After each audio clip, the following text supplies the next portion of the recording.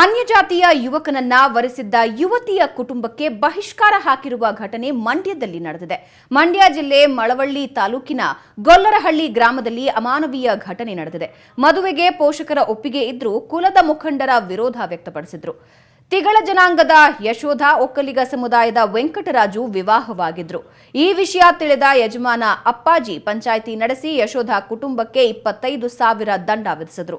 ನವದಂಪತಿಗೆ ಸಹಾಯ ಮಾಡಿದ ವಕೀಲ ಪುಟ್ಟಮಾದು ಕುಟುಂಬಕ್ಕೂ ಅಪ್ಪಾಜಿ ಬಹಿಷ್ಕಾರ ವಿಧಿಸಿದ್ದು, ಈ ಕುಟುಂಬದ ಸದಸ್ಯರಿಗೆ ದೇವಾಲಯಕ್ಕೆ ಪ್ರವೇಶ ನೀಡುವಂತಿಲ್ಲ, ಈ ಕುಟುಂಬದವರನ್ನ ಯಾರೂ ಕೂಲಿಗೆ ಕರೆಯುವಂತಿಲ್ಲ, ಯಾರಾದರೂ 2 ಕುಟುಂಬದ ಜೊತೆ ಮಾತನಾಡಿದ್ರೆ 1,000 ರೂಪಾಯಿ ದಂಡ ವಿಧಿಸಲಾಗಿದೆ. ಇವರು ಮಾತನಾಡೋದನ್ನ ತಿಳಿಸಿದ್ರೆ 500 ರೂಪಾಯಿ ಬಹುಮಾನ ಘೋಷಿಸಲಾಗಿದೆ. ಮುಖಂಡರ ಈ ತೀರ್ಮಾನಗಳಿಂದ ಮನನೊಂದಿರುವ ಯಶೋಧ ಕುಟುಂಬಸ್ಥರು ನ್ಯಾಯ ದೊರಕಿಸಿಕೊಡುವಂತೆ ಹಲಗೂರು ಪೊಲೀಸರ ಮೊರೆ ಹೋಗಿದ್ದಾರೆ.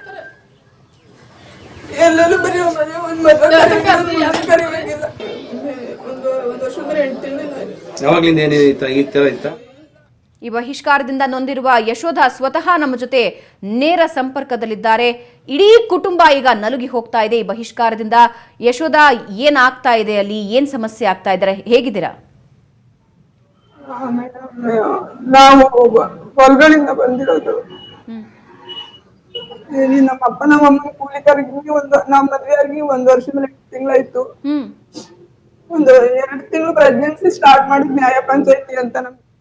ಓಕೆ, ಆವಾಗಿಂದ ಬರೀ ಅವಮಾನ ಅದೇ ಮಾತಾಡ್ತಾ ಇದ್ರು. ಬಹಿಷ್ಕಾರ ಸಾರಿರ್ಲಿಲ್ಲ. ಇನ್ನ ಮೊನ್ನೆ ರಾತ್ರಿ ಇದಕ್ಕಿದಂಗೆ ಬಹಿಷ್ಕಾರ ಸಾರಿದ್ದಾರೆ. ನಮ್ಮ ಅಪ್ಪ ನಮ್ಮ ಅಮ್ಮನ ಕೂಲಿ ಕರಿಕಿಲ್ಲ, ಅವ್ರಿಗೆ ಏನು ಕೊಡಕಿಲ್ಲ ಅಂತ.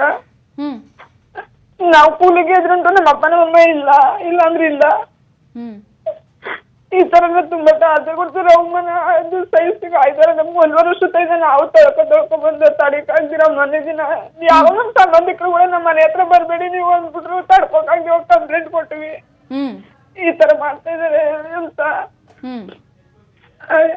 ಈಗ ನೀವು ಕಂಪ್ಲೇಂಟ್ ಕೊಟ್ಟಿದ್ದೀರಲ್ಲ, ಪೊಲೀಸರು ಏನಾದ್ರೂ ಕ್ರಮ ತೆಗೆದುಕೊಳ್ತಾ ಇದ್ದಾರಾ? ಜೊತೆಗೆ ಯಾರು ಈ ಬಹಿಷ್ಕಾರನ ಹಾಕಿರೋದು? ಹೀಗೆ ನಡೆಯುತ್ತಾ ನಿಮ್ ಊರಲ್ಲಿ ಪ್ರತಿ ಬಾರಿಯೂ?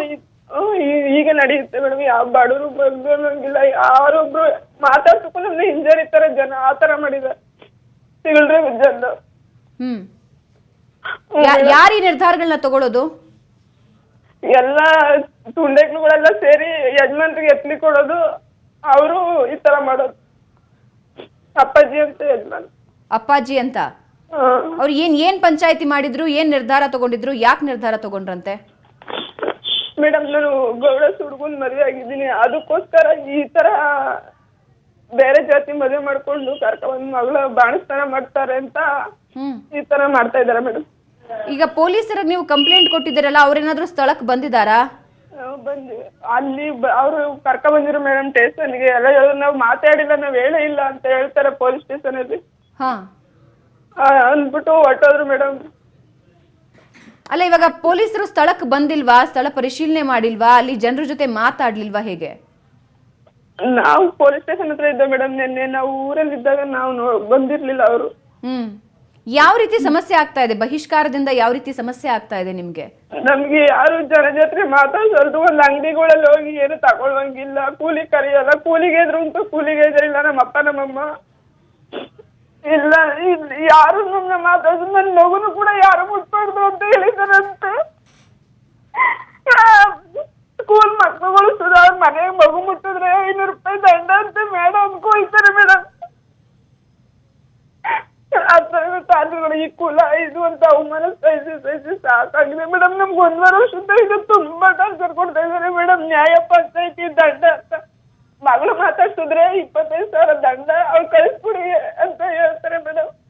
ನಾನು ನಮ್ಮ ಅಪ್ಪ ನಮ್ಮಮ್ಮನ ಬಿಟ್ಬಿಟ್ಟು ಹೊರಟೋಗ್ಬೇಕಂತೆ. ಅವರು ನಮ್ಗೆ ಬಿಟ್ಬಿಟ್ಟು ಇರ್ಬೇಕಂತೆ. ನಾವ್ ಸತ್ರ ಅವ್ರು ಬರೋಂಗಿಲ್ವಂತೆ, ಅವ್ರ ಸತ್ರ ನಾನು ಹೋಗೋಂಗಿಲ್ವಂತೆ ಮೇಡಮ್. ಅಪ್ಪ ಅಮ್ಮ ಹೇಗ್ ಬದುಕ್ತಾ ಇದ್ದಾರೆ ಹಾಗಾದ್ರೆ 1.5 ವರ್ಷದಿಂದ ಯಶೋಧ ಅಲ್ಲಿ? ಮೇಡಮ್ ತುಂಬಾ ಅವರು ಒಂದು ಇದೇ ಟಾರ್ಚರ್ ಅಲ್ಲಿ ಊಟ ಮಾಡಲ್ಲ, ಯೋಚನೆ ಮಾಡ್ತಾರೆ. ಜನ ಹಿಂಗ್ ಮಾಡ್ತಾರೆ. ನಮ್ಮ ಮಕ್ಳಿಗೂ ನೆಮ್ಮದಿಲ್ಲ, ನಮಗೂ ನೆಮ್ಮದಿಲ್ಲ ಅಂತ. ನಮ್ಮ ಅಪ್ಪ ನಮ್ಮಮ್ಮನ ಗಂಡ್ ಮಕ್ಳಿಲ್ಲ ಮೇಡಮ್. ನಾವಿಬ್ರೆ ಹೆಣ್ಮಕ್ಳು. ನಂಬಿಟ್ರೆ ಅವ್ರಿಗೆ ಯಾರಿಲ್ಲ ಮೇಡಮ್. ಅಲ್ಲ, ಇವ್ರಿಗೆ ಯಾರು ಅಧಿಕಾರ ಕೊಟ್ಟಿದ್ದು? ಇಷ್ಟೆಲ್ಲ ಮಾಡ್ತಿದ್ದಾರೆ. ಯಾಕೆ ಪೊಲೀಸರಾಗ್ಲಿ ಅಧಿಕಾರಿಗಳ ಯಾಕೆ ಕಣ್ಮುಚ್ಕೊಂಡ್ ಕೂತ್ಕೊಂಡ್ಬಿಟ್ಟಿದಾರಾ, ಅಥವಾ ಎಲ್ಲ ಗೊತ್ತಿದ್ದೆ ಸುಮ್ನಿದಾರ ಇವರು ಅಂತ?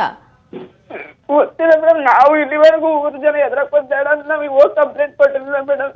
ನಮ್ಗೂ ಅವಮಾನ ತಡಿ ಕಾಯ್ತಾರೆ ಮೇಡಮ್. ಏನಾದ್ರೂ ಕೂಲಿಗೆ ಗೊತ್ತಿಲ್ಲ ನಿಮ್ಗೆ ಬೇಡವಾ ನಮ್ಗೆ?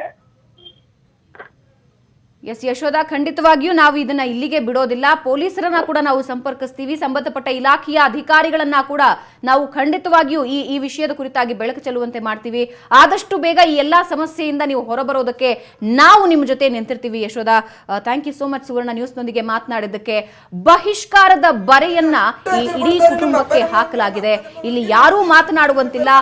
ಹಾಗೆ ಬಾಣಂತಿಯನ್ನ ಮನೆಗೆ ಕರೆದು ಬಾಣಂತನ ಮಾಡ್ತಾ ಇರುವಂತಹ ತಂದೆ ತಾಯಿ ಜೊತೆ ಯಾರಾದ್ರೂ ಮಾತಾಡಿದ್ರೆ 1000 ರೂಪಾಯಿ ದಂಡ ಹಾಕಲಾಗುತ್ತೆ. ಆ ಮಗುನ ಕೂಡ ಯಾರು ಮುಟ್ಟುವಂತಿಲ್ಲ, ಮಾತನಾಡಿಸುವಂತಿಲ್ಲ.